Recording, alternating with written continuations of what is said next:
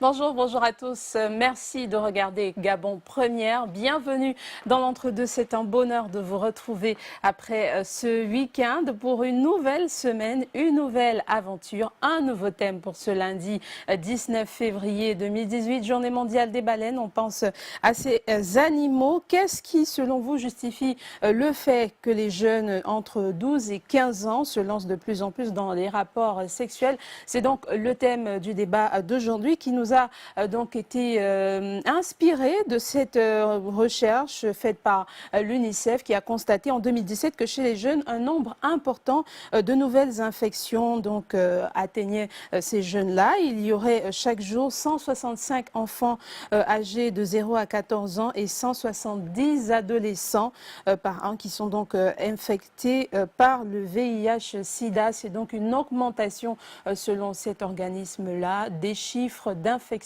notamment chez les adolescents. Et le thème aujourd'hui donc nous a inspiré de cela. Qu'est-ce qui, selon vous, justifie le fait que les jeunes, bien sûr âgés entre 12 et 15 ans, se lancent de plus en plus dans les rapports sexuels? L'entre-deux pour ce lundi 19 février, c'est donc ce thème. Vous pouvez dès à présent réagir via les réseaux sociaux, notre page Facebook, le groupe WhatsApp ou encore par SMS. Mais l'entre-deux de ce 19 février, c'est également comme à l'école. Irène Dembe nous parlera d'une note de lecture assez spéciale avec un invité. C'est une innovation, mais également on parlera de cuisine avec le chef Merlin qui va nous concocter un des petits plats dont lui seul a le secret. Pour le moment, on marque une légère transition et on revient pour accueillir nos invités.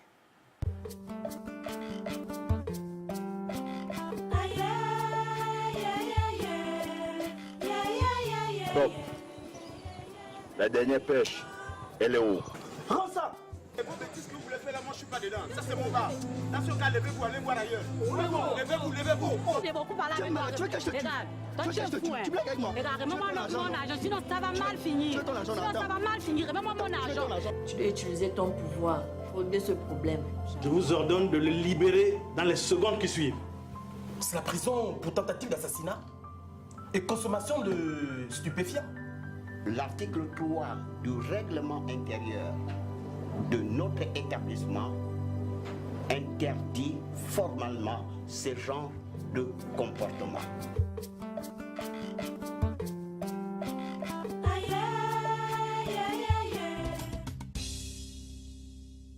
Et nous accueillons nos invités pour parler de ce thème-là, donc des jeunes face aux rapports sexuels précoces. On a les conséquences sur le point de vue sanitaire, du point de vue sanitaire, mais également du point de vue psychologique. Qu'est-ce qui peut motiver les jeunes aujourd'hui par rapport aux années précédentes, bien sûr, en se basant sur ces chiffres donnés plus haut? Qu'est-ce qui peut motiver les jeunes à se lancer de plus en plus tôt dans une vie sexuelle active? Pour en parler, le docteur Nathalie Ambunda Ledaga sur ce plateau. Bonjour et bienvenue. Bonjour, madame. C'est un plaisir de vous retrouver. Je rappelle que c'est la deuxième fois que vous passez par ici et c'est un honneur. Vous êtes la directrice du programme national de prévention et de contrôle des cancers. On sait que ce n'est peut-être pas forcément une MST ou le sida, mais ça fait partie des maladies qu'on peut contracter lorsqu'on se lance très vite dans une vie sexuelle active. Oui, oui.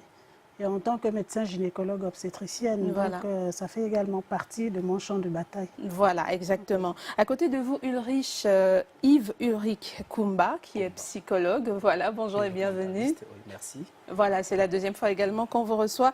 C'est donc des sujets d'assez grande importance. Déjà, l'âge de la majorité au Gabon, je commence par le psy, l'âge de la majorité au Gabon est de 16 ans selon Wikipédia, c'est ce que nous avons pu découvrir en préparant cette émission. Mais aujourd'hui, le constat que vous d'ailleurs vous faites au sein des établissements, puisque vous travaillez avec les établissements, c'est que l'âge d'entrée dans la vie sexuelle active est de plus en plus tôt, par rapport à cet âge-là tout au moins. Oh oui, merci de m'avoir donné la parole.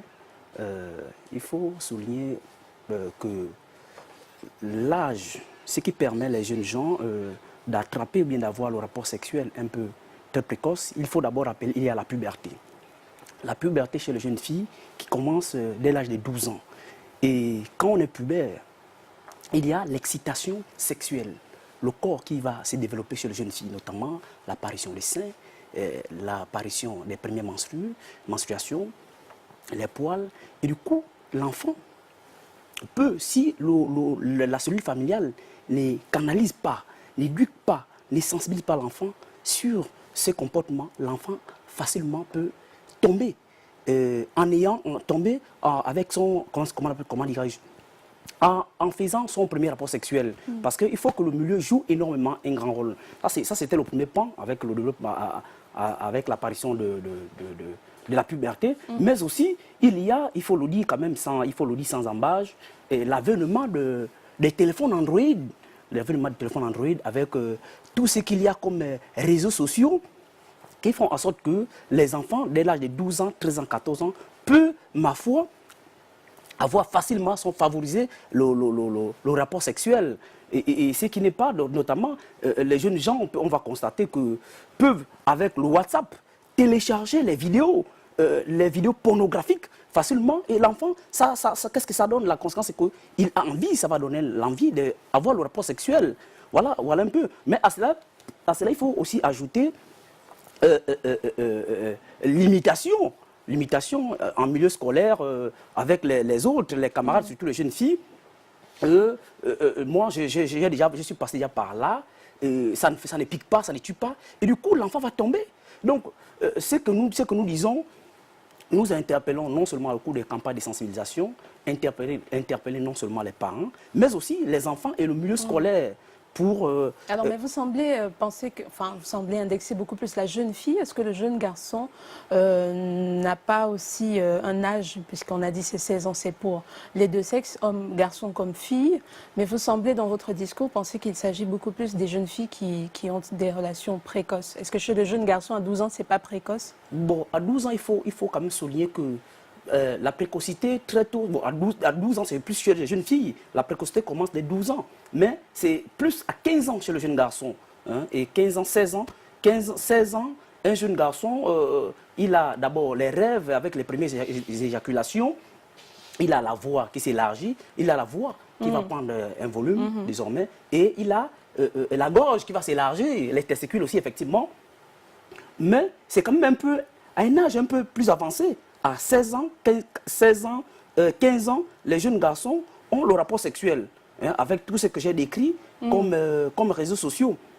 Mais les jeunes garçons, certains aussi, ont un peu plus d'avantages. Les jeunes garçons ont un peu plus d'avantages, certainement, avec l'emploi du préservatif et la consommation de drogues, de psychodrogues dans les établissements peut pousser les jeunes gens à avoir le rapport sexuel très tôt, mais surtout limitation, comme je le disais, avec l'avènement de téléphones Android qui suscite, qui favorise le développement du rapport sexuel un peu très tôt. Alors, docteur Ambounda, est-ce que c'est le même constat que vous faites, vous qui êtes sur le terrain du point de vue sanitaire? Quels sont beaucoup plus les cas auxquels vous avez affaire? Est-ce que c'est plus des jeunes filles? Est-ce que c'est plus des jeunes garçons? Quel est votre constat? Le constat est déjà, globalement, dans notre culture, les hommes ne viennent pas à l'hôpital pour accompagner les femmes. Donc, du coup, d'emblée, nous avons affaire plutôt à une patientèle fille. Les garçons viennent rarement. Il faut qu'on les invite. Et puis ici, comme monsieur disait tantôt, la précocité de la puberté va faire en sorte que, sous l'impulsion des hormones, l'enfant soit porté, soit curieux en fait de savoir, puisque les hormones poussent dans la libido. Et du coup, il sera curieux. Il y a des réseaux sociaux qui montrent des images. La curiosité va faire en sorte que l'enfant veuille faire son expérience. Et c'est l'âge vraiment de l'expérimentation. Et du coup, il faut orienter. Il faut des cellules pour orienter. Il y a déjà la cellule familiale et la sexualité est taboue dans nos cellules bantoues. On n'en parle pas. Après, le seul pan qui nous reste, c'est le gouvernement, c'est-à-dire le ministère de la Santé, avec des structures spéciales de planning familial qu'il faudrait maintenant mettre en marche. Et en dehors de ça, il y a dans les scolarités où il y a déjà des infirmeries, il faut aussi réactiver toutes ces structures-là pour que les adolescents trouvent un endroit où aller s'exprimer sans tabou par rapport à leurs problèmes de sexualité. Parce que c'est large comme activité. Il n'y a pas seulement le passage à l'acte sexuel. L'enfant peut s'informer avant, l'enfant peut s'éduquer sur la sexualité sans pour autant aller faire l'acte sexuel. Et c'est tout là, en fait, cette partie-là, entre l'envie et le passage à l'acte, que nous devons tous agir. Et malheureusement, lorsque l'enfant est passé à l'acte, on voit qu'il y a une grossesse. Et derrière la grossesse, il peut y avoir une infection sexuelle. Et là, ça fait transmissible, partie voilà. des conséquences et des dangers donc, de ces Voilà. rapports sexuels précoces. On en parlera tout à l'heure. Vous avez dit tout à l'heure que les parents ne parlent pas, et d'ailleurs la question s'adresse à vous deux. À quel âge est-ce qu'il faudrait, à votre avis, commencer à parler sexe à l'enfant? Je voudrais d'abord revenir, expliquer avec Sigmund Freud, qui dit que le développement sexuel qu'on a à l'âge adulte découle dès l'enfance.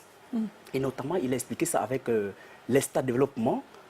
Il associe le développement de l'être humain avec le comportement psychosexuel de l'être humain. Donc, notamment, il commence par qu'il va décliner que chaque être humain a des zones érogènes, c'est-à-dire des zones de plaisir. Alors, dans les zones de plaisir, on a la bouche, première zone érogène, l'enfant, lorsqu'il rampe, lorsqu'il est jeune, lorsqu'il est bébé, c'est de 0 à 18 mois. L'enfant va éprouver un plaisir. Sur tout ce qu'il prend, il ramasse dans la bouche. Il éprouve un plaisir. On passe au stade anal de 2 ans à 4 ans. Le stade anal, c'est par la nuit. L'enfant va avoir du plaisir lorsqu'il défecte, voilà, lorsqu'il fait caca, comme pour le dire comme au quartier. À ce stade, on passe au stade phallique. Donc, de 4 ans à 6 ans, ce stade-là va amener l'enfant à l'exploration sexuelle. L'enfant va explorer les organes. Ce sont les organes génitaux qui vont être mis en exergue. Donc, pour les jeunes garçons, pour les jeunes filles, ils vont commencer à explorer le sexe. L'enfant va s'identifier à son niveau. Ah, donc finalement, je ressemble à ma mère. Finalement, je ressemble à mon père. Après, il y a une grande période, la période d'accalmie, qui va de 5 ou bien de 6 ans, 11, 12 ans, la période de latence. La période, l'enfant va finalement, comment dirais-je, non seulement former sa propre personnalité, il y a une période d'accalmie, mais ensuite, il va apparaître encore de 12 ans à 16 ans, que Freud appelle la période, le stade génital. Le stade génital, c'est le sexe qui est mis en exergue. Désormais, avec la puberté, et le corps de l'enfant est désormais vit en excitation. Vit en excitation, et il a envie de découvrir le sexe, le rapport sexuel. Et les parents, donc notamment le milieu familial, qui est la première, l'enfant doit avoir, qui est la première cellule qui inculque les valeurs à l'enfant. Donc la socialisation primaire, qu'on appelle communément la socialisation primaire, l'éducation familiale, les parents vont mettre le paquet, et en mettant autour de l'âge de 8 ans, 10 ans, 11 ans, il faut éduquer. Lorsque l'enfant a ses premières menstruations, dire à l'enfant, les mamans... Est-ce que ce n'est pas un peu tôt, 8 ans pour les Non, menstruations? non, 10 ans, 11 ans. Parce que c'est à 12 ans que les menstruations vont arriver. Mais avec la précocité, c'est 9 ans. Les menstruations peuvent arriver à 9 ans aussi. Mais lorsque ça arrive, les mamans doivent faire asseoir les enfants, dire que voilà, tes menstruations sont arrivées, voilà le comportement, il ne faut pas avoir peur. Attention, si tu as un rapport sexuel, si un jeune garçon vient auprès de toi, si vous passez à l'acte, attention, tu peux non seulement choper une maladie, mais aussi avoir une grossesse non désirée. Non désiré. Voilà un peu ce que je peux Peut-être ici déjà, c'est se connaître. À cet âge-là, c'est apprendre à l'enfant à se connaître en fait. On ne peut pas aller explorer l'autre si on ne se connaît pas. Donc savoir que si à un moment donné, par exemple chez le garçon, s'il y a une érection, ça ne veut pas forcément dire qu'il faut aller faire un acte sexuel.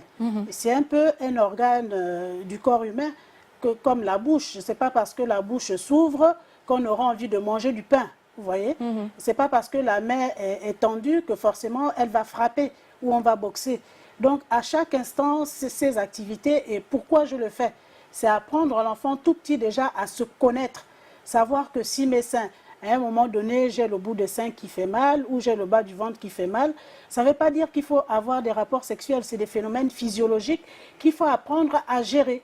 Donc apprendre aux enfants déjà à se gérer soi-même avant d'aller se livrer. Et apprendre le cycle menstruel dès les premières règles.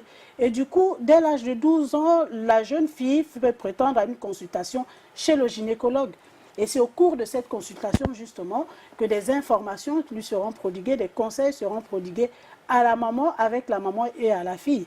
Ou bien seulement la fille sans la maman, ça dépend des contextes. Mais est-ce que dans votre expérience, vous avez des mamans qui amènent des enfants de peut-être 12 ans se faire consulter? Oui, depuis un moment, les mamans amènent des enfants, mais c'est surtout quand il y a des problèmes, par exemple des filles qui ont des règles prolongées. Et du coup, vous pouvez passer jusqu'à l'âge de 19 ans, des filles qui ont des malformations, c'est seulement parce qu'à 20 ans, il n'y a pas de règles que les parents viennent. Les parents viennent surtout quand il y a des problèmes de règles. Mais en dehors de ça, rares sont les mamans qui viendront juste déjà pour s'enquérir dans quel état est leur fille sur le plan de la féminité, sur le plan des organes génitaux. Est-ce qu'ils sont en place? Les garçons, c'est pareil. Vous allez avoir une absence de testicules qui va durer jusqu'à 20 ans. C'est à 25 ans que le garçon découvre qu'il lui manque une boule dans le testicule. Et c'est ce qui est dommage parce que cette boule peut se cancériser. Ce testicule qui est resté dans le ventre peut devenir un cancer. Donc c'est toute une éducation qu'il faut commencer. Évidemment, avec les tabous familiaux, il vaut mieux se rapprocher du personnel médical pour soumettre déjà, disons, pour proposer à cette jeune fille-là ou ce jeune garçon une consultation qui va l'amener à poser des questions pour mieux se comprendre. Alors, mais dans votre expérience, quel est, disons, le cas le plus jeune, fille comme garçon, que vous ayez eu à constater, mais déjà actif sexuellement? Les 13 ans, 12, 13 ans. 12, 13 ans, que ce soit la fille ou le garçon, et malheureusement sans préservatif. Et donc, dans ce cas, qu'est-ce qu'il faut leur dire une fois que c'est déjà consommé, entre guillemets, une fois que c'est déjà trop tard, si on peut le dire ainsi? Comment faire cesser, puisque vous le dites, on a découvert et donc on a toujours envie de découvrir plus. Comment faire pour stopper et peut-être espérer qu'ils arrêtent un temps et recommencer plus tard quand ils seront... Vous savez, dans la vie quotidienne, il y a ce qu'on appelle le déclic. Le déclic, c'est une prise de conscience qui va arriver. On s'est comporté un peu de façon bizarre, bien de façon malheureuse, et on n'a pas pu mettre en musique ou bien adopter des bons comportements, de bons gestes. On chope une grossesse, une maladie, et surtout une grossesse. Imaginons, on prend une grossesse, et c'est après cette grossesse que la jeune fille de 16 ans va comprendre finalement, non, il fallait que j'arrête, il faut que je prenne disposition, il faut que je parte à l'école comme les autres. Et du coup, ce comportement va s'estomper, va s'arrêter, puisqu'il vient de prendre une grossesse. Et avec tout ce qu'il a comme conséquence, avec une grossesse très tôt, très précoce, donc la jeune fille va désormais prendre conscience, va prendre conscience, bon, finalement, il faut que je puisse mettre le cœur aux études. Alors, est-ce que là, ce n'est pas un peu le médecin après la mort? Vous allez répondre tout à l'heure, juste le temps de lire cette intervention de Damien concernant ce thème. Pour le débat, je dis que la faute revient au gouvernement et aux parents qui permettent certaines choses. La femme, sa place est dans le foyer. Mais aujourd'hui, l'égalité entre l'homme et la femme permet de distraire l'éducation de nos enfants. Lorsque le gouvernement parle de l'égalité entre la femme et l'homme, où est la place de l'éducation de nos enfants? Prenez exemple les musulmans de leur conduite sans jalousie religieuse pour ne pas en parler. Revenons à nos coutumes. Voilà, donc le message est un peu confus, mais je comprends que Damien essaye de dire que la faute reviendrait aux femmes qui ne restent pas à la maison, donc il revient à l'éducation la démission parentale, il faut le souligner sans embâche, que la pauvreté, il y a aussi le phénomène la pauvreté va jouer un grand rôle. Lorsque les parents sont démunis des moyens, la jeune fille a 12 ans, 14 ans, lorsqu'elle sort le matin pour aller à l'école, il y a le boutiquier du quartier, ou bien le malien, comme on le dit souvent, va proposer à la jeune fille un morceau de pain au chocolat. Et en moyennant du rapport sexuel, du coup, l'enfant va succomber. Donc, il faut que les parents jouent énormément les rôles. Les parents doivent contrôler. Lorsque l'enfant part du chemin de l'école, du chemin de la maison, pour l'école, les enfants doivent suivre le mouvement de l'enfant. Ça, voilà, c'est ce qui peut, à ma foi, arrêter ou bien quand même atténuer la précocité du rapport de l'acte, du passage à l'acte de l'enfant. Moi, je pense qu'il faut des alternatives. Comme on vous expliquait tantôt, c'est un phénomène physiologique. Et il n'y a pas que l'envie du rapport sexuel. En fait, c'est l'envie de bouger dans tous les sens. Maintenant, il faut proposer autre chose. Avant, il y avait des jeux scolaires. Donc, en marche, le mercredi après-midi, quand il n'y a pas cours, vous vous rendez au stade. Vous êtes au stade au mini-sport, vous faites du sport, vraiment, vous vous défoulez. Parce que l'objectif, c'est celui-là, se défouler. Malheureusement, l'activité sexuelle ne suffit pas à l'enfant pour grandir, pour se défouler. Il faut vraiment un autre sens de se défouler. Soit on fait de la lecture, soit on choisit son activité sportive. Mais aujourd'hui, en fait, il y a un vide autour de l'école. Après l'école, il n'y a plus rien à faire. Les parents sont au boulot.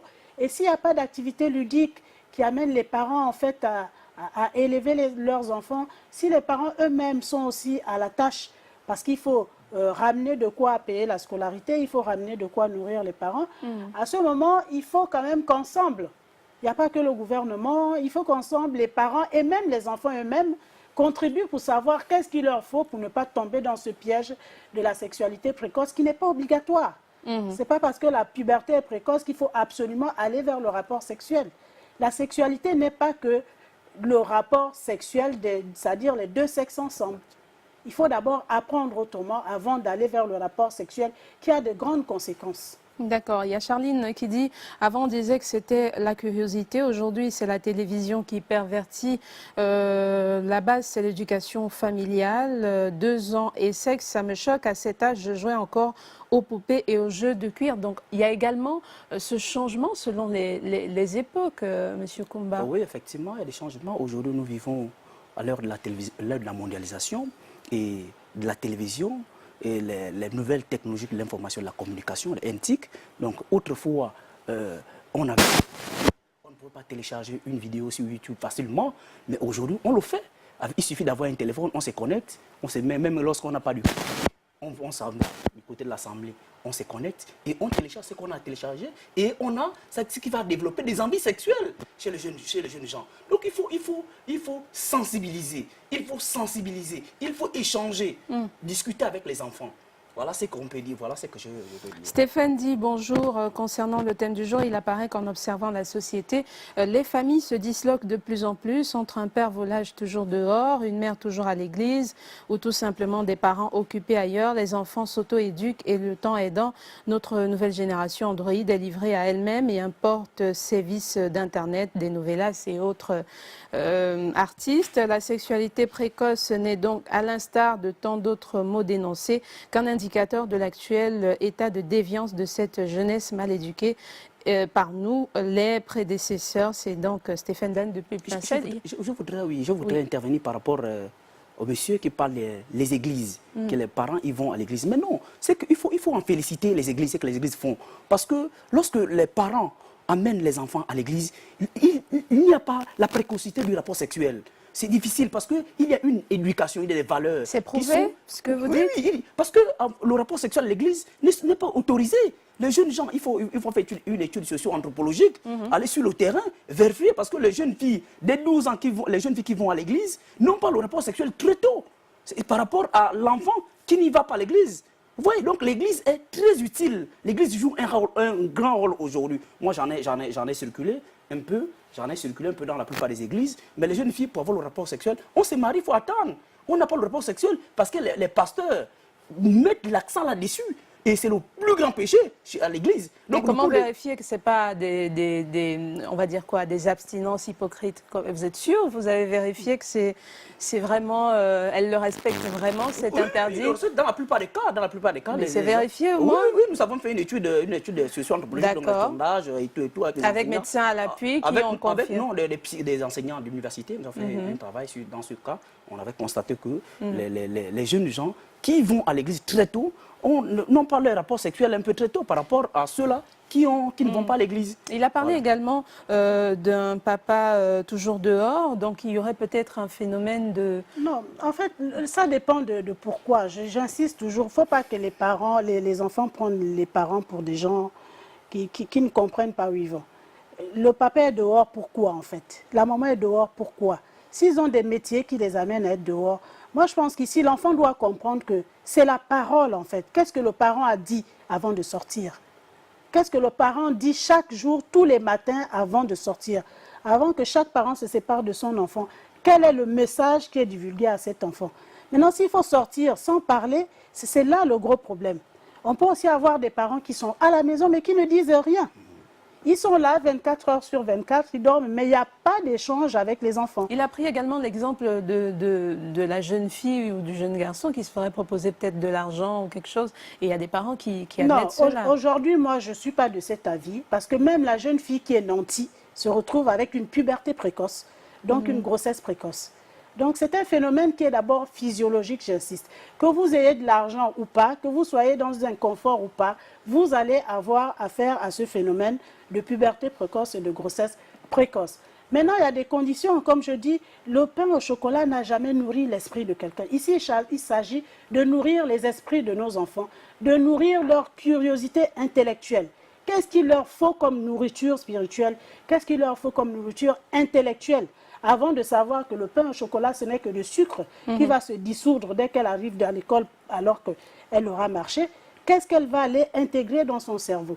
En fait, c'est ça, la parole nous avait été donnée, on ne l'utilise plus pour faire avancer les choses. Moi, c'est mon constat. La parole n'y est plus. Et ces grossesses-là sont découvertes souvent 6 mois après. Alors que la fille est bien dans la maison, elle vit avec les parents. C'est à 6 mois qu'on arrive à amener une fille à l'école, à l'hôpital, parce que la morphologie a changé, pour constater qu'elle est enceinte de 6 mois. Donc c'est seulement 3 mois de grossesse vécue dans la famille et un bébé arrive, vous imaginez le choc. Et pour la maman et pour les autres frères et sœurs, pour elle-même qui vient d'accoucher. Alors, mais selon vous... Donc, il y a un problème, en fait, moi, je pense, du type le contenu de ce que l'enfant doit avaler. Justement, qu'est-ce qui s'est passé? Je suppose que tout le monde a constaté, il y a peut-être 20 ans, peut-être même 15 ans seulement auparavant, les mamans parlaient lorsque la jeune fille avait ses premières menstrues. Maman l'appelait, elle lui disait « voilà ce qui va se passer dans ton corps, voilà comment ça va se passer ». Pareil pour le petit garçon qui demandait par exemple à papa « qu'est-ce que c'est ?» et il lui dit « ça c'est ton sexe, voilà, voilà, voilà ». Pourquoi il n'y a plus ça aujourd'hui? Et pas forcément la maman ou le papa. Avant, on vivait dans la famille. Et dans cette famille, il y avait la maman qui a porté la grossesse, qui a accouché. Il y avait les tantes, les grands-mères qui ont élevé ensemble ces enfants-là. Et les papas, c'est pareil. Il y a le papa qui a contribué génétiquement à faire cet enfant, mais il y a le papa social qui est là pour élever. Du coup, on avait plusieurs papas. C'est-à-dire le tonton, à la rigueur, c'est celui qui venait d'un autre village ou d'une autre ville. C'était celui-là, le tonton. Mais à Libreville, tout le monde était censé être le papa d'un enfant. Et du coup, dans cet élan, chacun avait sa contribution. Dans la famille, la maman directe ne pouvait pas éduquer, le papa non plus. Mais la tante, quand même, qui avait une certaine expertise, pouvait dire quelque chose. Et l'enfant pouvait facilement s'approcher de ses papas et ses mamans pour poser un problème auquel on pouvait trouver une solution sans pour autant arriver vers les parents. Et qu'est-ce qui s'est donc passé, Monsieur Koumba? Qu'est-ce qui s'est cassé entre la démission parentale? Non, la démission... moi je pense avant tout c'est plutôt l'éclatement de la famille. Aujourd'hui elle est plus nucléaire. On vit avec papa et maman et du coup cet enfant qui donc va en fait c'est la modernisation finalement. On copie le modèle européen qui est en train de chercher à changer là, à revenir à notre modèle. Nous on l'a copié. Aujourd'hui nous sommes maintenant dans les familles dites soi-disant nucléaire, mais les parents, un enfant, on ne peut pas l'élever seul, c'est pas possible. Oui. Ouais, effectivement, comme disait madame tout à l'heure, un enfant ne peut pas élever, on ne peut pas élever un enfant seul. Un enfant vient dans un monde, dans un milieu auquel il y a les parents, il y a le père et la mère. Et ce sont toutes ces personnes qui doivent accompagner l'enfant au développement psychomoteur, bien au développement intellectuel, bien physique de l'enfant. Mais lorsque le père ou la mère ne fait plus son rôle, je crois qu'il y a ce qu'on appelle, à mon point de vue, une démission parentale. L'enfant est avoué à lui-même. Et du coup, il y a quoi?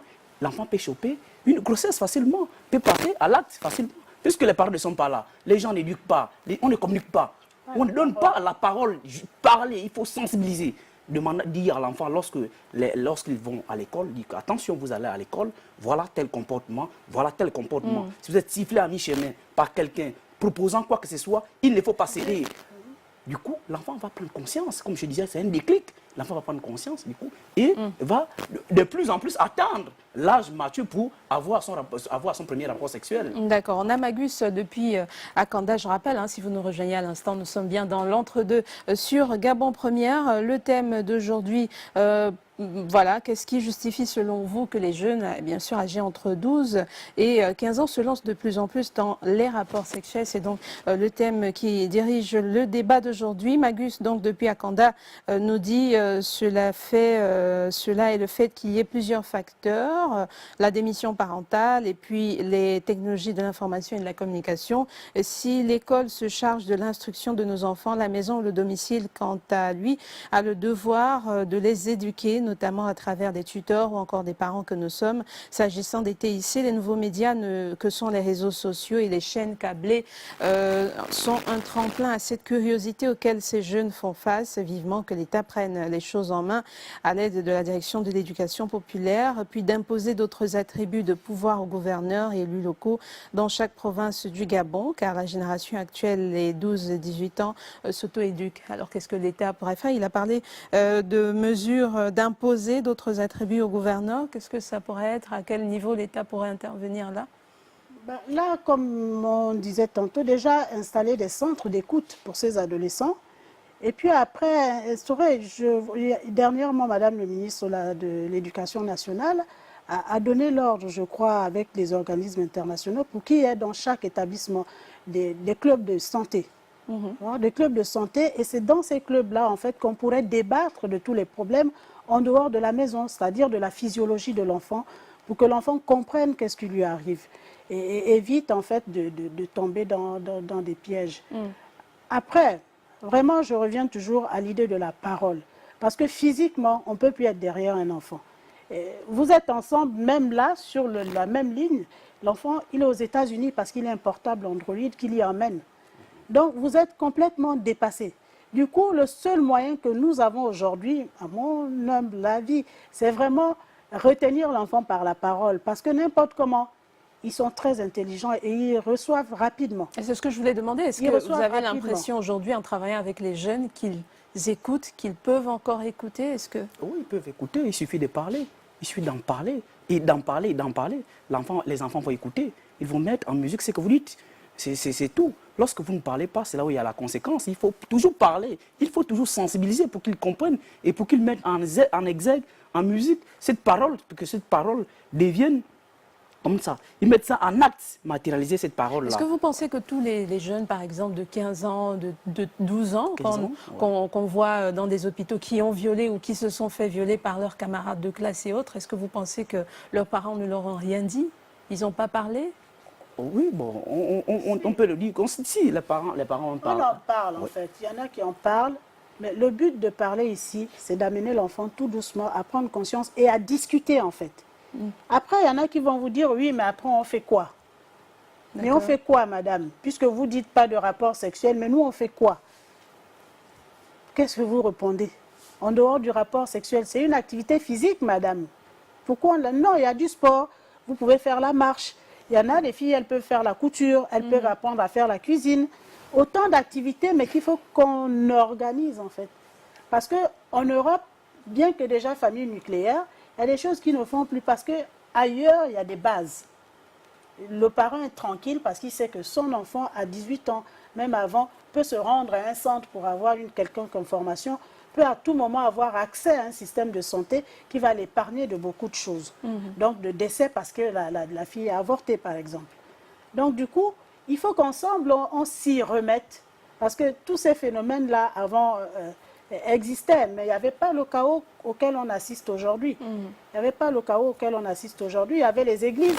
Si vous êtes catholique, il y a des églises. Au sein de l'église, il y a des activités qui peuvent permettre que le samedi, au lieu d'aller chercher à avoir des rapports sexuels, parce qu'on a envie de bouger tout simplement, on va aller à l'église, participer à l'activité de l'église, ou bien au lieu d'aller à l'église, peut-être aller à la plantation.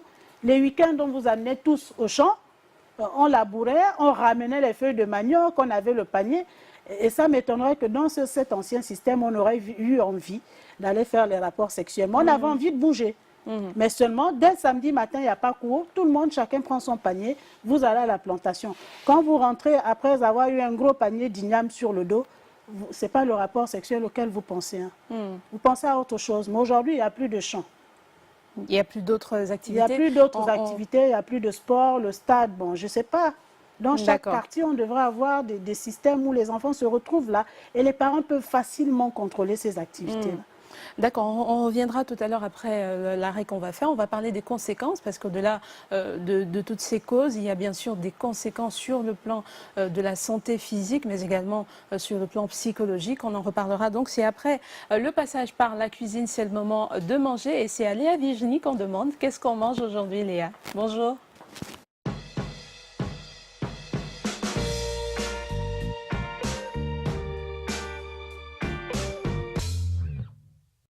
Bonjour Blanche, bonjour à tous. Comme chaque après-midi dans la rubrique Qu'est-ce qu'on mange, on revisite les grands classiques de la cuisine gabonaise. Aujourd'hui, c'est un plat phare du terroir gabonais, un plat que vous connaissez certainement. Je ne vous en dis pas plus. Bonjour chef Merlin. Bonjour Léa. Vous allez bien? Ça va.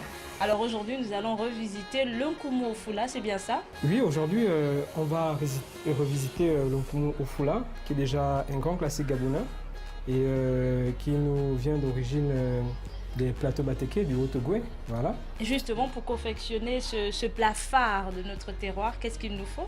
Alors, après, dans un premier temps, il vous faut déjà du nkumu. Voilà. C'est ces petites feuilles de brousse-là que nos mamans, avec une telle expérience, une telle maîtrise, découpent assez finement pour obtenir ça. Il nous faut aussi ça, on appelle ça ofula. Voici ofula qui est là. Donc, kumu ofula. C'est là, ok. Nous avons du poisson. J'ai choisi du capitaine pour mon kumu ofula. Nous avons des chenilles séchées. Voilà. On a des champignons aussi séchés de brousse. Du piment.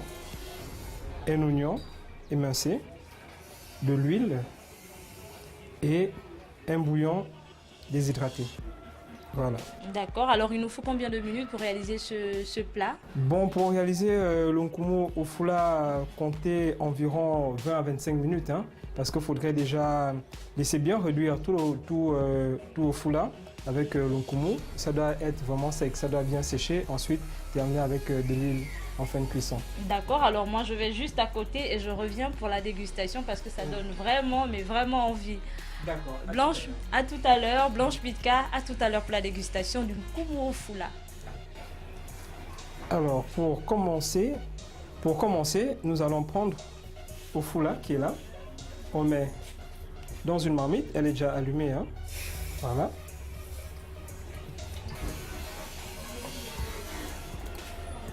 On laisse chauffer notre marmite en porte à frémissement à peine pendant 5 minutes. Et ensuite, on va rajouter notre poisson pour le pocher. Le foulard à peine frémissant, on va incorporer le poisson en entier. Sous la laissure du capitaine. Voilà. Je vais en mettre 2. On va rajouter ensuite nos oignons.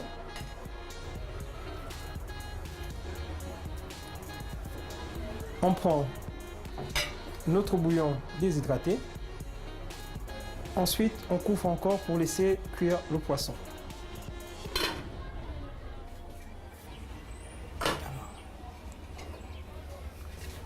Au bout de 6 minutes, notre poisson, il est déjà cuit. Savoir qu'il est juste poché, hein. Donc sans couper la flamme, on va juste retirer le poisson.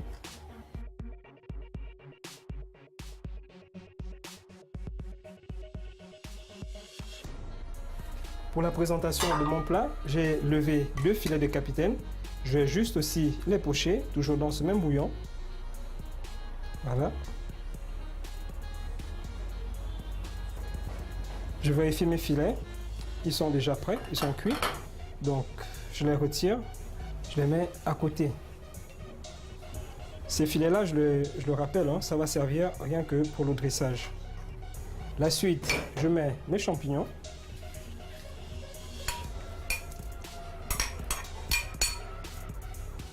Je mets mes chenilles.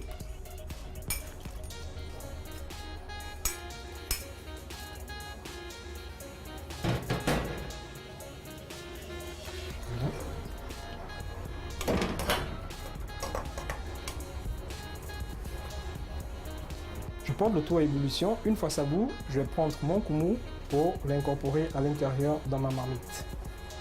C'est parti encore pour 5 minutes. Après avoir porté à ébullition les champignons et les chenilles, je vais déjà prendre mon kumu. Je mets à l'intérieur. Je mets d'abord une moitié. Je roule.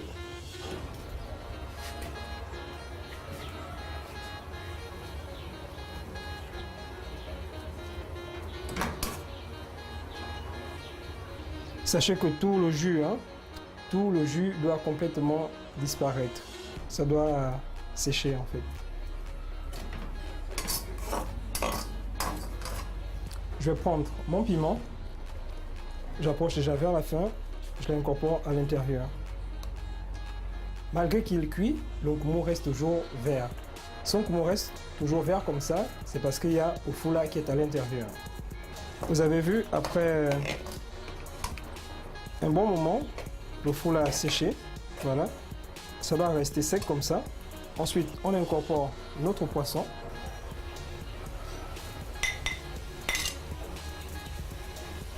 On mélange à nouveau. Et pour finir, on prend de l'huile.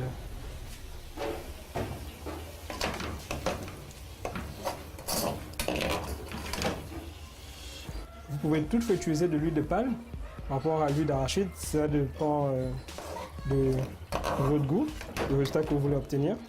Mais moi, je préfère bien l'huile d'arachide.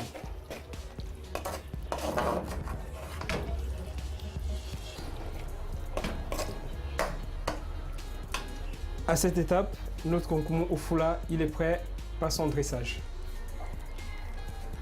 Donc, avec un emporte-pièce, je récupère les éléments, donc à savoir poisson, concombre, chenille, champignons.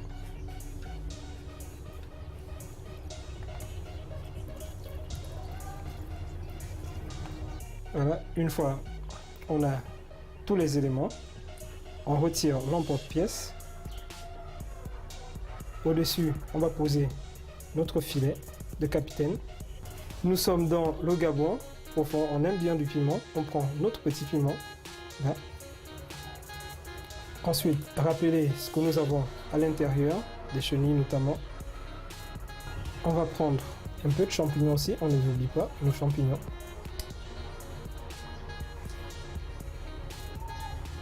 On termine avec une note de ciboulette pour le côté esthétique, pour le visuel de notre présentation. Et c'est bon. Voici notre concombre au foulard de manière gastronomique. Waouh, chef Merlin, c'est très beau, c'est très sublime. Merci. Alors là, si je rappelle que c'est le nkoumou au foulard. Oui, effectivement, c'est un concombre au foulard. Au chenille, voilà, c'est un plat qui nous revient du Haut-Ogooué, c'est bien ça. C'est un plat qui nous revient du Haut-Ogooué, on en consomme beaucoup là-bas, le concombre au foulard. Mais sachez que le concombre déjà se consomme, je peux dire, dans tout le Gabon. Hein. En tout cas, c'est de l'art. Chef Merlin est là, merci. Merci à vous. Merci pour ce partage de passion pour la cuisine. C'est moi qui vous remercie. Merci Blanche Pitka, merci chers téléspectateurs. J'espère que vous avez pris des notes. C'était le nkoumou au foulard revisité par le chef Merlin est là. J'espère que ça vous avez apprécié et que vous avez retenu les petites astuces. On l'espère. Voilà, c'est justement de l'art. Si vous avez besoin d'avoir plus d'informations, vous avez les numéros de téléphone qui s'affichent au bas de l'écran. On se dit à très bientôt pour d'autres astuces et d'autres recettes, toujours en compagnie du chef Merlin est là. À très bientôt Léa et bon appétit à vous là-bas. Si vous nous rejoignez à l'instant, c'est l'entre-deux qui se poursuit. Qu'est-ce qui, selon vous, justifie que les jeunes aujourd'hui entre 12 et 15 ans se lancent de plus en plus dans les rapports sexuels? C'est le thème du débat et nombreuses sont les réactions qui nous parviennent à l'instant par nos différents canaux. Bonjour à vous sur le plateau pour donner ma contribution. Je dirais que la sexualité précoce n'est que le résultat du mutisme de nos parents, dont nos parents font preuve quand il s'agit de parler de sexualité aux enfants. Je pense que ça revient un peu à ce que vous disiez tout à l'heure. Bonjour, déjà j'aimerais féliciter l'initiative de Gabon Première, car de jour en jour les jeunes encore mineurs s'égarent de plus en plus. Pour ce qui est de mon avis par rapport au thème, je pense que la cause première de ce fléau est l'absence des cellules d'éducation sexuelle dans les établissements, que ce fût primaire ou secondaire. Deuxièmement, le manque de causerie parentale. Vous avez parlé tout à l'heure de cela. C'est vrai que dans les établissements, il y a quand même des conseillers d'orientation. Est-ce qu'il y a des mesures Ensuite, il faut dire que les conseillers d'orientation que l'on retrouve sont juste dans les établissements secondaires. Mais à l'école primaire, il n'y a pas de conseillers d'orientation psychologue. C'est pas trop tôt pour parler? En fait, les conseillers d'orientation, c'est plus pour les études. Quelle série, quelles études vous ferez plus tard. Mais à l'école primaire, ici, nous avons des associations des parents d'élèves qui marchent très bien. Et là, vous allez remarquer qu'à l'école primaire, les parents se côtoient. On sait qui est parent de qui est enfant de qui fait quoi. Et les parents et les enfants se fréquentent même. Mais dès qu'on passe le cap de l'école primaire, en 6e, l'école, le lycée, le collège devient en fait une zone franche où le parent s'arrête devant le portail pourvu que son enfant ait une tenue scolaire. Dès qu'il rentre, le parent n'a plus de visibilité sur tout ce qui se passe à l'intérieur. Alors qu'en réalité, dans l'établissement, il y a derrière l'établissement, que même souvent, le personnel de l'établissement même ne maîtrise pas. Donc, à mon humble avis, les parents doivent s'investir même de l'école. Les parents doivent même rentrer dans l'école, faire partie de l'école aujourd'hui. Donc les associations des parents des élèves doivent se réactiver pour discuter avec leurs enfants, faire des kermesses comme à l'école primaire, pour que les parents se côtoient, pour qu'on sache qui fait quoi. Aujourd'hui, même la grossesse qui est prise dans le rapport sexuel, la fille ne sait même pas quel est le nom jusqu'à l'accouchement, le nom du père. Le père ne sait même pas quel est le nom de sa petite amie, c'est seulement qu'on l'appelle Pichou. Le nom, le prénom, d'où elle vient, ils n'en savent rien. Et c'est souvent même le jour de l'accouchement où les parents semblent savoir qui a donné la grossesse. Et des fois même, celui qui est pointé du doigt refuse. Il dit, c'est pas moi, parce que finalement, il n'était pas le seul. D'accord. Noéla Florence Dericourt nous dit, je pense en premier lieu à l'accès à Internet et au contenu destiné aux adultes qui désormais sont à leur portée. Aussi, j'accuse les parents qui, de par leur négligence, n'encadrent pas, sinon ne prennent pas de mesures pour activer le contrôle parental sur les outils informatiques qu'ils offrent à leur progéniture, pourtant informés des dégâts que cause de plus en plus Internet. Donc on revient à cette responsabilité parentale. Lionel Ashton-Bina, depuis Nzangion, nous dit, je pense pour ma part que cela s'explique avant tout par notre environnement, c'est-à-dire que tout est réuni pour que les mineurs s'y intéressent de plus en plus tôt. Il n'y a qu'à voir les nombreux programmes télé qui ne sont pas destinés aux mineurs et qui ne comportent pas les signaux d'interdiction, moins de 12 ans, moins de 16 ans. Et même quand c'est le cas, nombreux sont les parents qui regardent les programmes sensibles, notamment les séries et novellas, avec leurs enfants sans se douter des conséquences multiformes. À côté de cela s'ajoute le manque de communication des parents envers leurs enfants afin de les sensibiliser et de réduire les risques de rapports précoces. Éloi Noël Yélé nous dit, selon ma modeste personne, il y a 3 facteurs, les nouvelles technologies de l'information et de la communication, l'entourage, les amis et le milieu familial. L'Internet est une fenêtre ouverte sur le monde pour ces jeunes qui ne trouvent que dépravation et incongruité sur les sites. Quant aux amis, il y va de celui le plus motivé qui influence tant bien que mal les naïfs, et au sein de la cellule familiale, on devrait sensibiliser nos enfants à l'éducation sexuelle et à ses risques.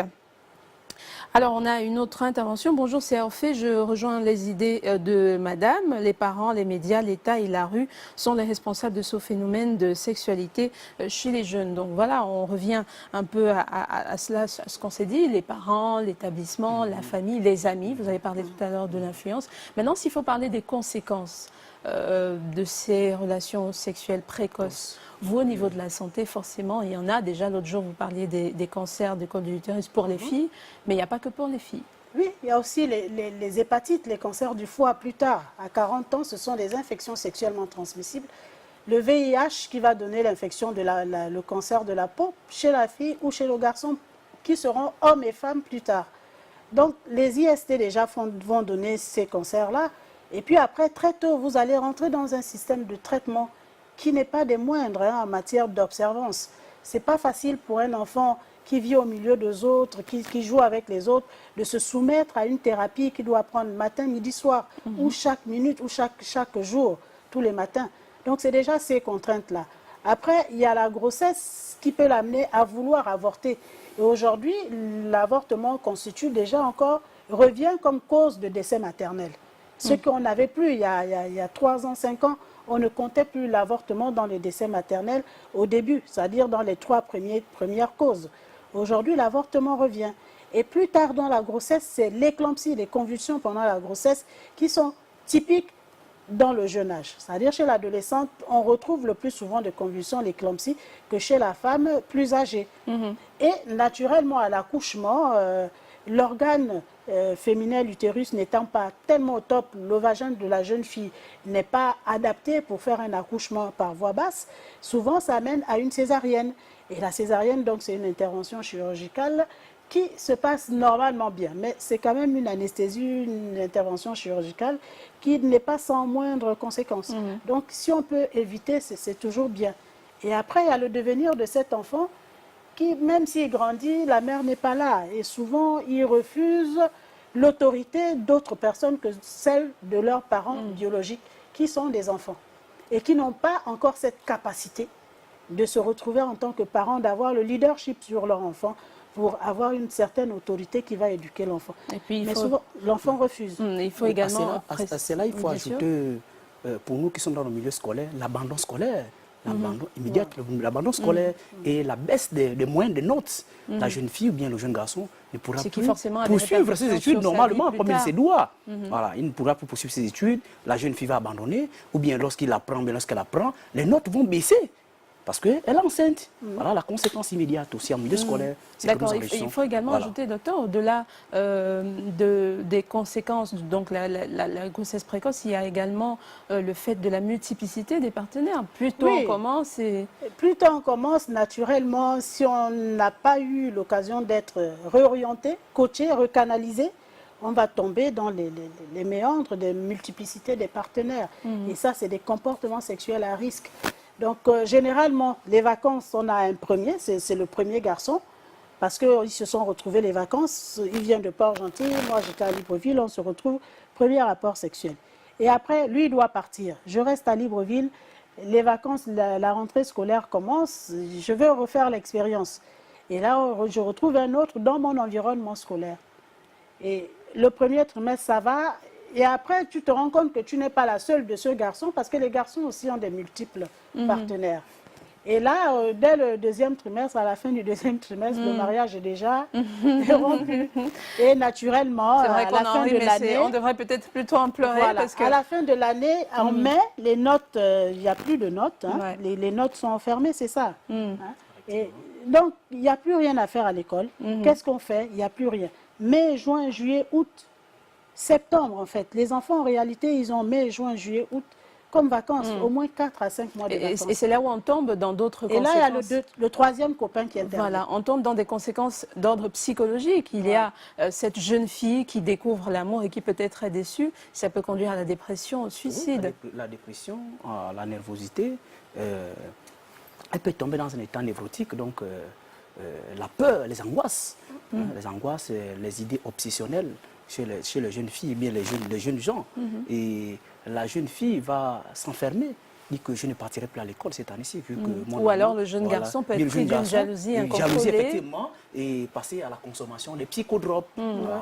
Pour pouvoir assouvir sa vengeance. Et donc, s'il fallait rapidement, comme ça, donner des ébauches de solutions, vous avez parlé bien sûr de la parole, de la sensibilisation. Est-ce qu'il y a une façon, une méthode que vous conseillerez l'un l'autre? Les solutions, bon, c'est à tous les niveaux, comme disait madame tout à l'heure, au niveau de l'État, l'institution, l'État, l'école, l'État qui doit multiplier les centres de formation, centres d'écoute pour échanger. C'est un pan. Ensuite, à la maison, les parents doivent toujours communiquer. Communiquer et communiquer. Voilà ce que je peux dire. Oui, c'est ça en fait. Le parent doit avoir son ministère de l'Intérieur à la maison. D'accord. Sa surveillance générale à l'entrée de l'établissement.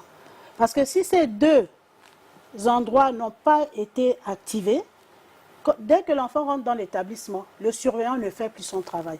Le surveillant fait d'abord le travail du parent. Et dès que le surveillant fait le travail du parent à la maison, l'enfant arrive en classe, l'enseignant n'enseigne plus. L'enseignant fait maintenant le travail du surveillant. Et du coup, sur 2 heures de maths, l'enseignant va d'abord passer 30 minutes, 1 heure, à d'abord cerner l'enfant qui semble le plus agité ou le plus désorienté. Et du coup, il n'y aura plus qu'1 heure en réalité de cours. D'où les conséquences. Après, on s'étonne, le niveau baisse, mais l'enseignant ne peut pas être performant s'il doit être surveillant. Oui, bien sûr. Mais donc, en fait, c'est ça. En gros, maintenant, il faut que les gens s'associent. Il n'y a que la seule solution. Tant qu'il n'y aura pas d'association avec les enfants pour régler les problèmes des enfants, sera toujours, comme on dit, dépassé. À côté de cela, il y a une méthode, bien sûr. Vous le disiez tout à l'heure en off, qu'il y a la méthode, sinon l'enfant peut se braquer. Il ne faut pas agresser les enfants, ça ne sert à rien. Parce que l'enfant a des armes plus redoutables. Pas plus tard que hier, ce matin, je crois, il y a une fille qui a tapé son père jusqu'à en mourir, là. Il y a eu un décès à l'Union, j'ai vu. Donc, c'est vous dire que les enfants ont des armes internes, qu'il ne faut pas les agresser, parce que dès que ces armes se déploient, le parent perd tout. Parce que là, vous perdez un enfant, et ce n'est pas pour ça qu'on accouche. Et la société aussi perd, parce qu'un enfant, c'est la société de demain. D'accord. Merci beaucoup, docteur Nathalie Ambunda Ledaga. Je rappelle que vous êtes la directrice du programme national de prévention et de contrôle des cancers. Merci beaucoup, merci infiniment d'avoir accepté notre invitation. Merci également à monsieur Yves Ulrich Kumba. Vous êtes psychologue, on espère vous recevoir très bientôt. On va parler de quelque chose, c'est le geste quotidien. À présent, on les utilise au quotidien, mais on ne sait pas qu'elles ont ou qu'elles représentent un grand danger pour notre santé notamment. Elles, ce sont les machines à laver. C'est le geste quotidien tout de suite.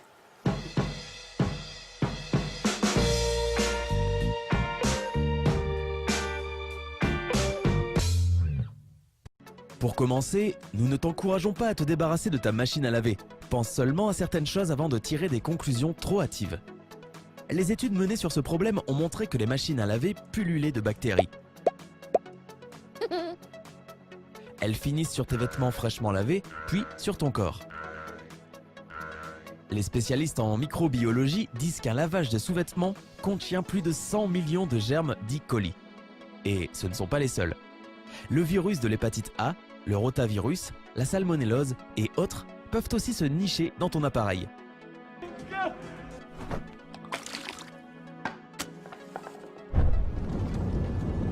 Si tu veux éviter les maladies que les bactéries peuvent causer, nettoie ta machine régulièrement.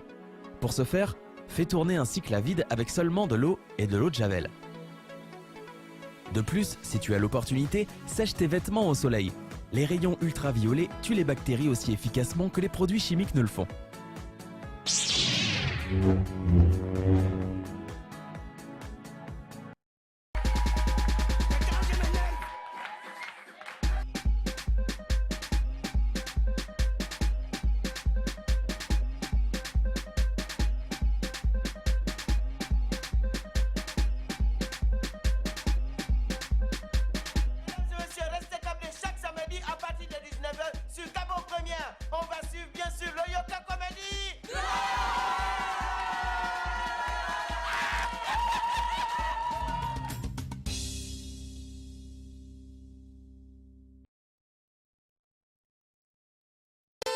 De retour sur le plateau, c'est l'entre-deux qui se poursuit. On aborde déjà la troisième partie de l'émission. Juste le temps de lire cette contribution. Bonjour, je remercie Gabon Première pour ce bon thème. Je pense que les jeunes doivent être responsables face à la gestion de leur vie. La vie est précieuse. Je conseillerais donc aux parents d'éduquer sur ce sujet, d'éduquer donc leurs enfants.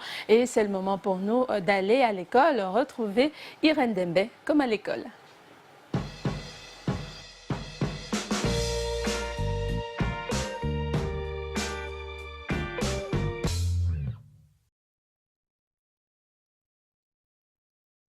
Et avec Irène, aujourd'hui, on parlera d'une note de lecture. Elle nous a préparé une note de lecture, mais de façon spéciale, c'est-à-dire avec l'auteur sur le plateau. On ne va pas vous dire comment faire une bonne note de lecture, mais aujourd'hui, elle vous présentera une œuvre. Elle, c'est Forêt d'amalgame. Cette œuvre, elle est du Gabonais Arnaud Nedon. Bonjour Irène.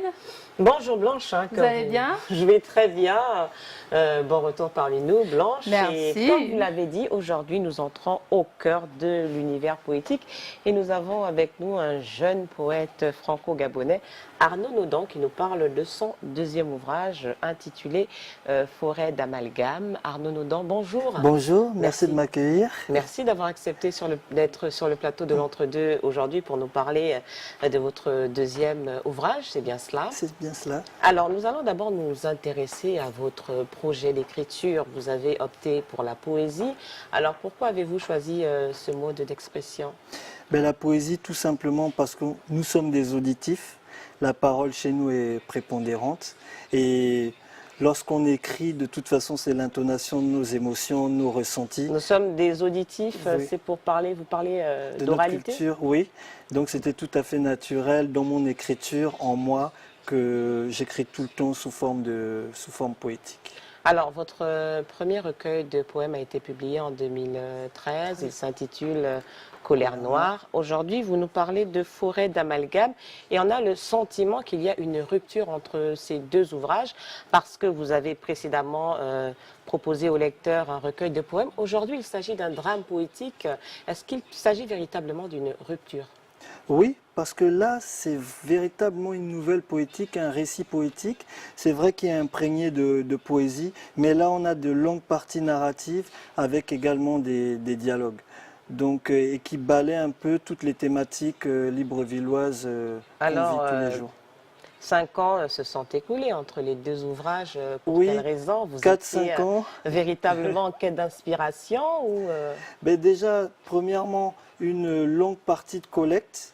En fait, collecte d'émotions, collecte de ressentis au niveau de mon entourage, moi-même, mon inspiration, mais également le fait que je sors ce livre en auto-édition. Donc, c'est un choix que vous avez c'est un choix pour fait. contrôler mon écrit et également la longueur est due au fait que c'est un financement participatif qui m'amène tout simplement à être devant vous et à avoir pu publier ce livre. Alors, Forêt d'amalgame, c'est un titre assez particulier. Il s'agit d'une association assez inhabituelle. S'agissant des mots, on a forêt et on a amalgame. C'est une image, mais que signifie cette image, Arnaud Naudan? Alors déjà la forêt, parce que nous sommes des peuples de forêt. Donc la forêt pour exprimer vraiment l'immensité, la multitude d'essences et tout simplement le grand nombre. Et on retrouve énormément d'amalgames dans notre vie sociale librevilloise qui est dû tout simplement au creusement des inégalités.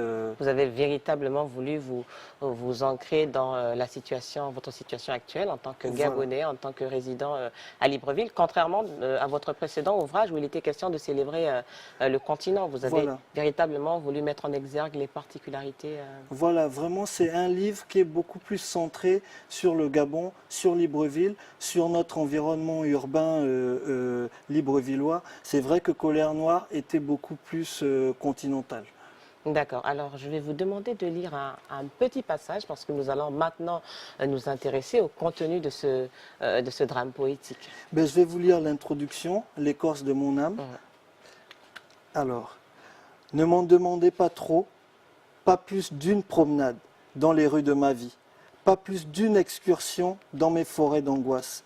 Et si votre curiosité meurt de soif, je n'aurai que des larmes sillonnant les premières rides de ma nostalgie à vous offrir. Alors, intéressons-nous donc à ce contenu. Vous mettez en scène des personnages, c'est assez particulier.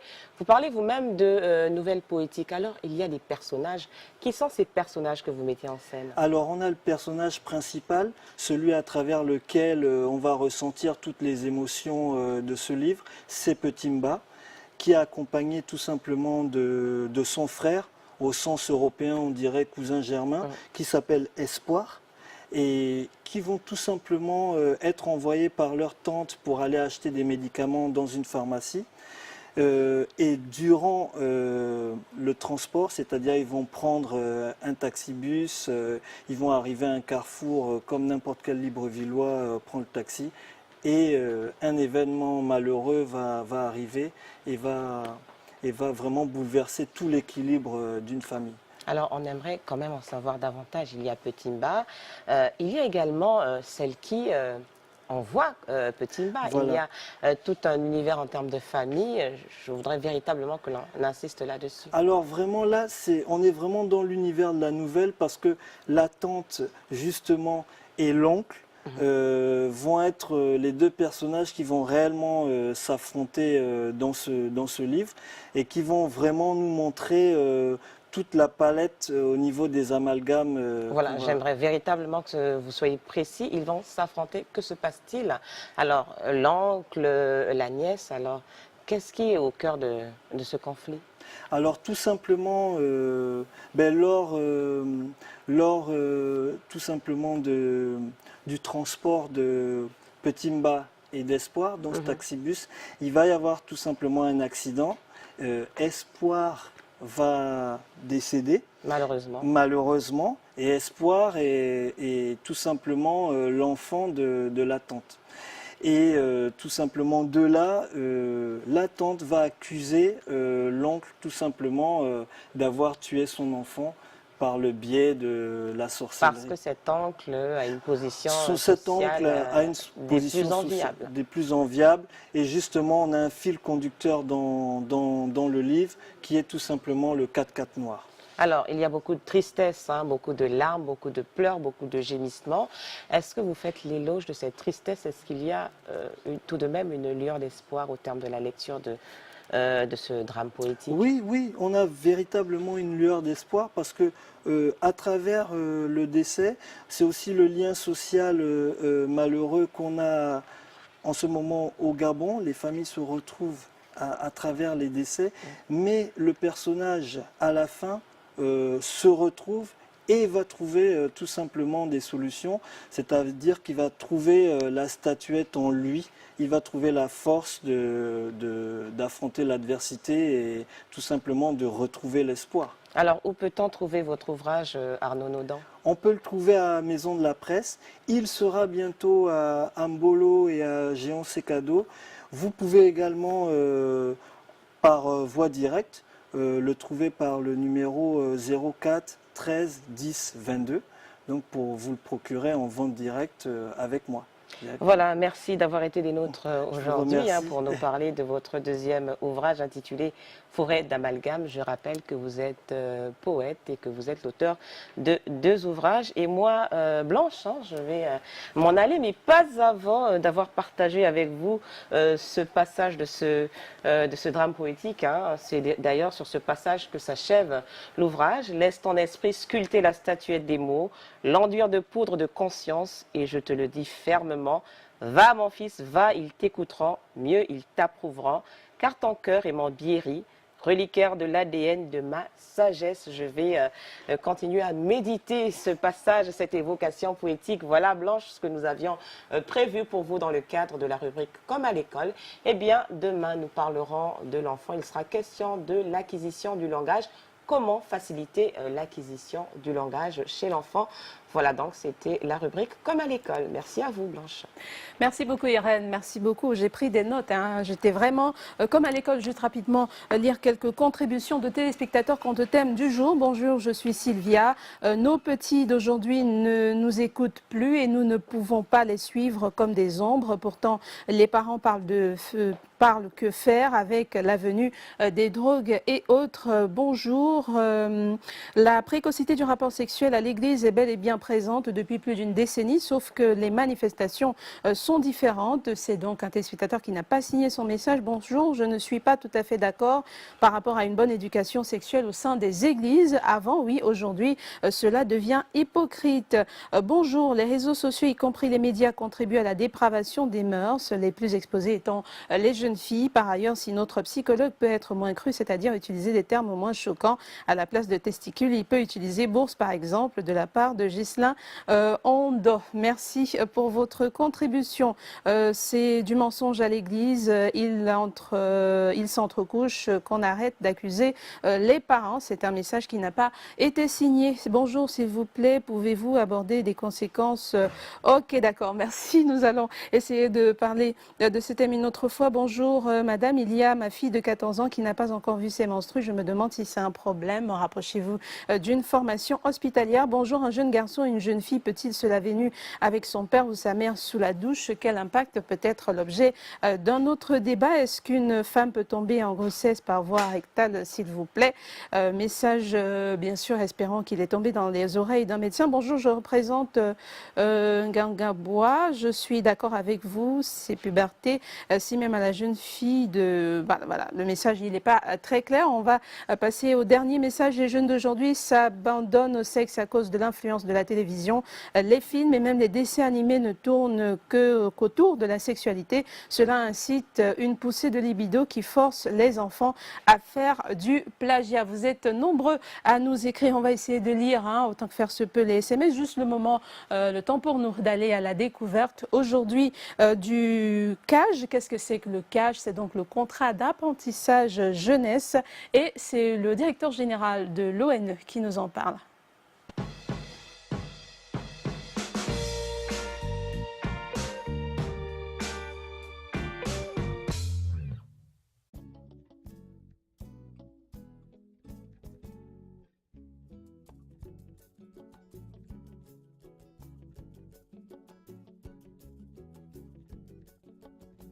m'appelle Landry Vala, je suis le directeur général de l'Office national de l'emploi. Je suis en poste depuis le 5 mai 2016. L'Office national de l'emploi est le service public d'emploi de la République gabonaise. Il a été créé le 1er octobre 1993 par voie d'ordonnance. Et l'Office national de l'emploi travaille quotidiennement avec un autre mécanisme, un autre établissement public qui s'appelle le Fonds d'aide à l'insertion et à la réinsertion professionnelle, le FIR. Donc le directeur général de l'ONE assure le secrétariat exécutif du FIR. Le CAJ, c'est le contrat d'apprentissage jeunesse. C'est un dispositif que nous avons mis en place depuis 2014. En fait, c'est le chef de l'État qui l'a instauré lors des premières assises sociales. Et le FIR a été identifié comme étant cet instrument qui devait le mettre en œuvre. Et donc, c'est un mécanisme qui consiste à d'abord établir une relation avec un employeur, une entreprise, et dont le but principal est l'amélioration de l'employabilité des jeunes. Qu'est-ce qu'on appelle amélioration de l'employabilité des jeunes? C'est des jeunes qui arrivent sur le marché de l'emploi qui n'ont pas d'expérience professionnelle. Donc leur employabilité, leur capacité à pouvoir entrer dans une entreprise est faible parce que les exigences du marché du travail nécessitent d'avoir une certaine expérience professionnelle. Donc le CAJ leur permet justement de pouvoir être insérés dans le monde du travail et bâtir au fur et à mesure leur expérience professionnelle. C'est un dispositif qui garantit aux employeurs une certaine flexibilité. Également aux jeunes. Les jeunes perçoivent une indemnité qui est au minimum de 80 000 francs, mais je préfère vous confirmer que selon l'entreprise, il y a certaines entreprises qui donnent beaucoup plus que 80 000 francs. Le plus important, ce n'est pas trop le montant de l'indemnité. Le plus important, c'est l'expérience que peut tirer le jeune, parce que cette expérience professionnelle, personne ne peut la lui retirer. Donc nous avons aujourd'hui 55 conventions que nous avons signées avec les entreprises depuis le mois de novembre 2016 au profit de 951 jeunes par an et actuellement nous avons 539 jeunes en stage. Par exemple, la Société Total Gabon prend 44 jeunes actuellement. Je crois que l'Union gabonaise de banque, UGB, a aussi une quarantaine de jeunes. Nous avons la société CETRAG qui intervient dans le domaine ferroviaire, transport ferroviaire, qui a plus de 100 jeunes actuellement. Donc c'est un dispositif qui commence à faire son petit bout de chemin et nous invitons les employeurs qui n'ont pas encore été édifiés ou sensibilisés sur ce dispositif de bien vouloir se rapprocher de l'ONE ou tout simplement nous convier à venir les sensibiliser sur l'importance de pouvoir mettre en œuvre le CAJ. Non, nous avons, comme je disais, Total Gabon est implanté à Port-Gentil. Enfin, les jeunes qui ont été pris sont même sur les sites pétroliers de Total Gabon, donc ils ne sont pas à Libreville. Nous avons une convention avec la société de bois de Lastorville. Nous allons signer très prochainement une convention avec Comilog qui se retrouve à Mwanda et nous avons même des jeunes avec la Société du patrimoine qui sont allés faire leur stage en France. Donc vous voyez bien qu'il n'y a pas une limite territoriale. Le jeune peut signer une convention ici au Gabon et pour des besoins de l'activité, il peut être envoyé à l'étranger. Non, pas du tout. Nous avons toutes sortes de profils. Les diplômés comme les sans qualification. Justement, le plus important, c'est être dans cette tranche d'âge. Être entre 16 et 35 ans et ne pas avoir d'expérience professionnelle ou avoir très peu d'expérience professionnelle. Qu'est-ce qu'on appelle très peu? C'est une somme d'expérience professionnelle qui ne dépasse pas 3 ans au début du CAJ. Par exemple, avec la SGPP, nous avons plus de 20 jeunes qui tournent justement dans un contrat qui risque d'être périn, et nous espérons qu'il sera périn, c'est celui justement des répreuves de bouteilles de gaz. Et ces jeunes sont des sans qualification. Dans le cadre des contrats que nous avons signés dans la zone économique spéciale de Coq, nous avons signé 18 conventions au profit de 524 jeunes. Tous ces jeunes sont sans qualification. Donc le plus important pour moi ici, c'est de dire aux jeunes qui ne sont pas encore inscrits à l'Office national de l'emploi, qu'est-ce que vous attendez ? Parce que pendant que d'autres personnes disent non, l'ONE ne fait rien, peut-être même que ces personnes qui vous disent ça sont inscrites à l'ONE. Donc venez vous inscrire et que vous puissiez bénéficier au même titre que ces personnes du CAJ. Parce que le CAJ, c'est pour vous.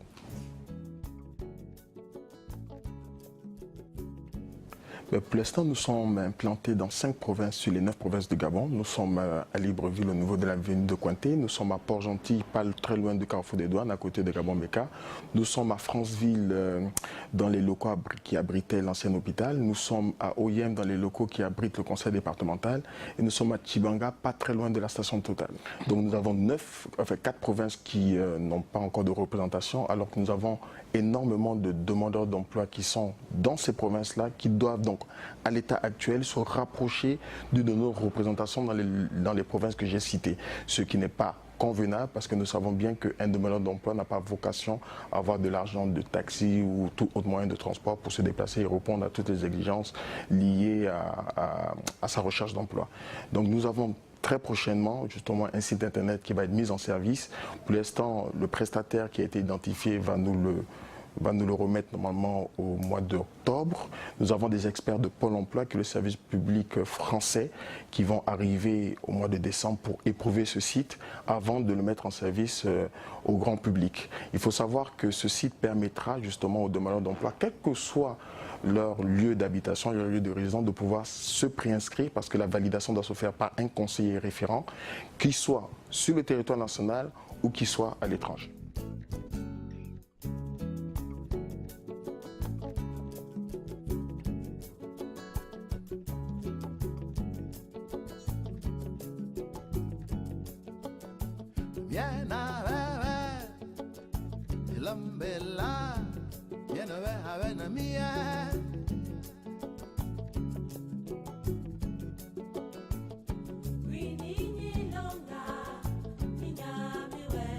Voilà, c'est un message avec la contribution de nos amis de Gabon Vision 2025. Au moment où on parle donc de cette quête d'emploi et de tous ces jeunes, l'ONE reste comme une solution, voilà, une des solutions, une des diverses solutions à cette crise de l'emploi. Et donc c'est tout pour aujourd'hui, pour l'entre-deux de ce 19 février 2018. Vous avez été nombreux à réagir au thème du débat. Demain, nous parlerons des violences conjugales. Il faut savoir qu'elles existent et dans les deux sens, les hommes et les femmes. Nous en parlerons avec un psychologue sur ce plateau et vous avez suivi Irène tout à l'heure. Il sera question donc des enfants demain. Merci une fois de plus de nous avoir suivis. Rendez-vous demain à 13h45, toujours sur les antennes de Gabon Première. D'ici là, portez-vous bien. Au revoir et bonne soirée à tous.